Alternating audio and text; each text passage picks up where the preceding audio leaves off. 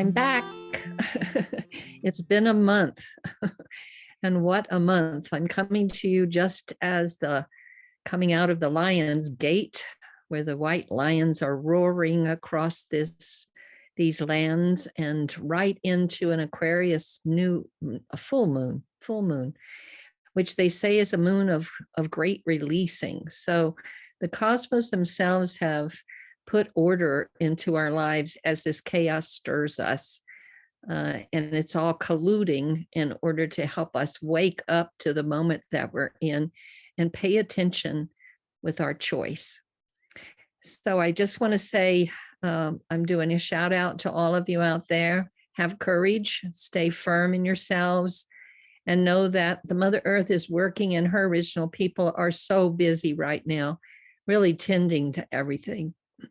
So let me just jump into what's been happening since a month ago when we first got together this way.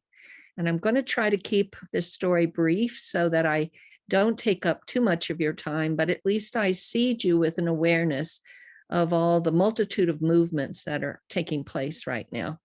So I wanted to start first by, we've been working on, the fountain has been very involved in working with our First Nation peoples, our original peoples, for many, many years, trying to rescind the Papal bulls.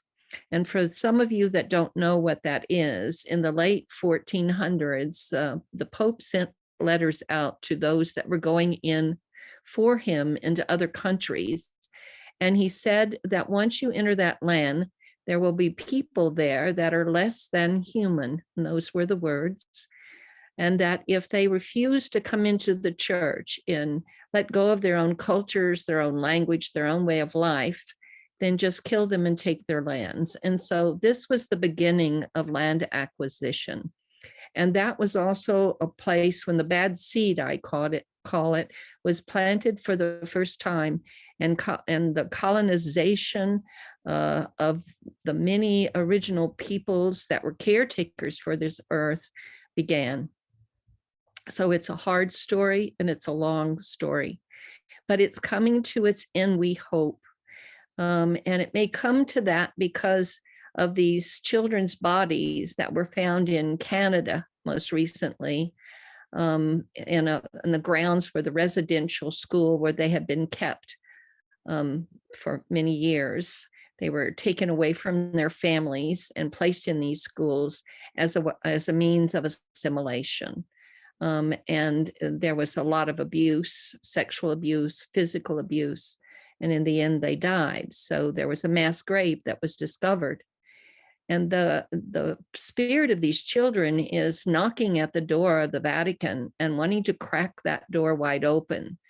For many generations, our original people have gone to the Vatican, have brought this to their attention and understanding about how difficult it still is because of the Papal bulls. In fact, those bulls are still creating legal structure in this United States to still take land away from our original people. So they're still active. It's not something that's just old and really hard and bad history. It's something that's currently being used, and it's something that actually helped weave the structure that we're living in, particularly through our Western kind of ideology. So with all that in mind, the Pope Francis declared that he was going to go and meet with them there in Canada. In fact, a delegation had gone to the Vatican and met with him. They carried this beautiful cradle board, which is what the children are placed in when they're small. And it was prayed over, and it was handed to Pope Francis and said, please sleep on all of this with the spirit of the children that were and the children that will come, with pleas for him to pray about this, meditate on it, and take this into his own self-reflection so that good steps could move forward.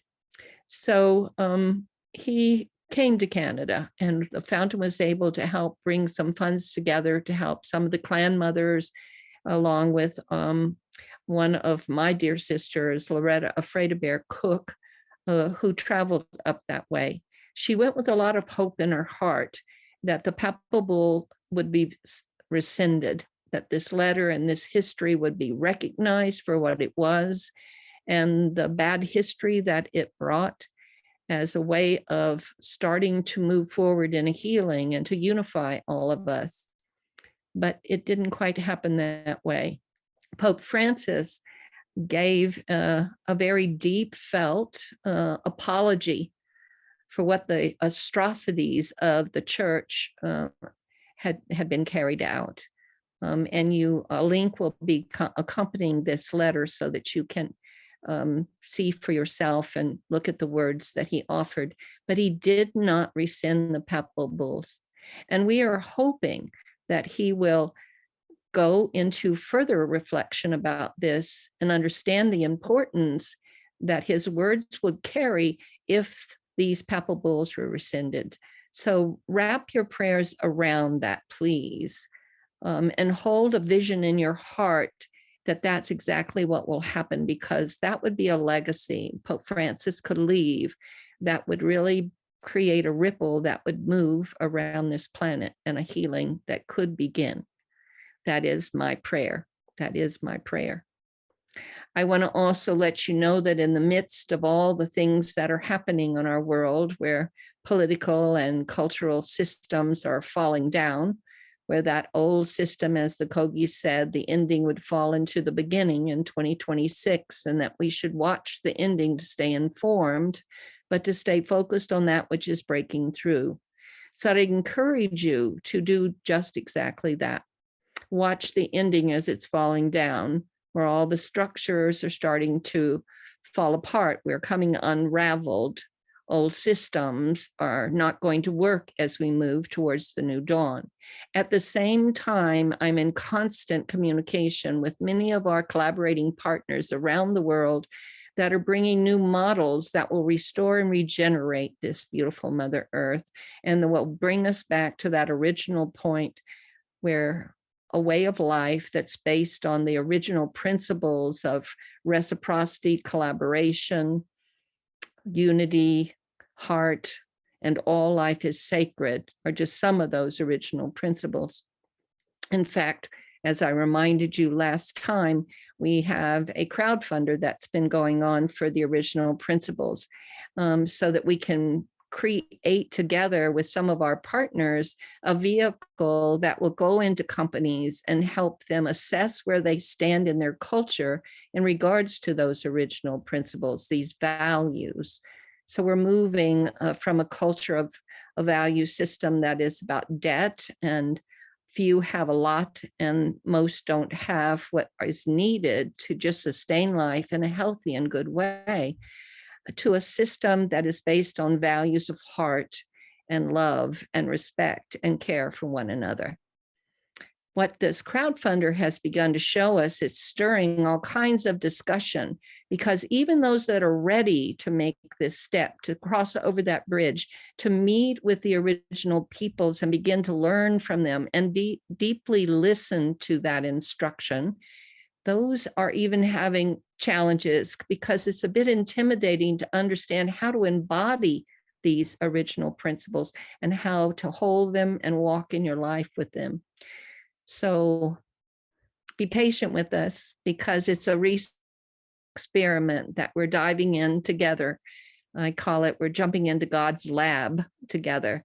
And different partners that we're walking with are starting to see that they want to get into this God's lab, and they want to bring the knowledge they have of their tech companies or their service organizations or their movements and the things they've learned, so that we can all sit together and see how to weave and craft a vehicle that would help bring that training about in a strong and positive way. So it's growing us, and it's shape shifting a little bit, surprising us too, that the resources are coming from a lot of different ways, and it's collaborating on a level of mystery. So stay tuned. I want to update you too about Colombia, because it's still moving. You know, I mentioned to you before that we're starting our second land trust there. And what's happening, and has happened since we returned from receiving our staff there, is that has opened up a unification process amongst the Kogi. And so now, as we're just initially starting in to research and see what it will take to bring this protection and land trust, so the land comes back to herself, and the protection of the original ways of life and the original people, the Kogi, can hold that life and the ways of their tradition that feed that life in a sustainable and protected way. So many of the villages of the Kogi are meeting now. They've set up 4 meetings where they will all come together and are part of the direction giving that we are then following out. So our team on the ground there is very busy and working hard, as are all the Kogi peoples and their leadership. I give thanks for that, and I give thanks for the unification process that's very present in that motion, and I'll keep you abreast as it develops itself. I also want to say that the staff, as you remember, there were 3 that were still needing to be taken to those that would be their caretakers. And so I'll be shortly leaving for Australia with Eleonora and Kurakindi to go take the staff that Jinky will hold there in Australia. So we'll be flying out on the 3rd and coming back home on the 12th. We'll be meeting Jinky, and she'll be directing us in her ceremonial ways to receive such a beautiful staff, and meeting her elders and clan and family, and walking on her sacred territory. Then I will come back, and Loretta Afraid-a-Bear Cook, who has the next staff that we need to get to her, is coming to California. And so she's going to come by my house just one day after I arrive back from Australia, so that we can hold a sacred way of passing that staff to her, so it will be in her caring and loving hands. And the final staff belongs to Nabasipa, who is of the Itobishmi people of India, and they live high in the mountains and protect and care for the tigers.